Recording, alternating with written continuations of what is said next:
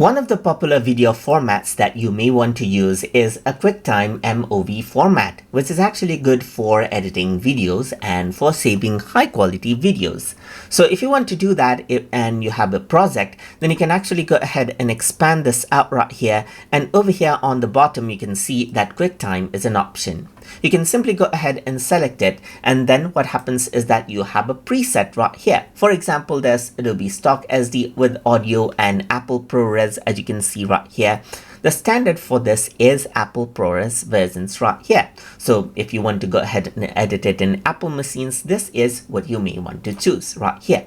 So once you go ahead and select this out, you can actually go around over here and choose where you want to save it. Let's say, for example, I'm simply going to save it as sample video 1_MOV right here. And if I were to go ahead and click on Start Queue, then what happens is that it simply queues that up. And then over here, you can see the sample vid_1MOV right here. Let me just go ahead right here and open it with VLC. And this is what you have, as you can see. And that is how you can go ahead and export out a QuickTime format video using Adobe Media Encoder. So I hope you guys learned something as always. And as always, please like, comment, share, and subscribe.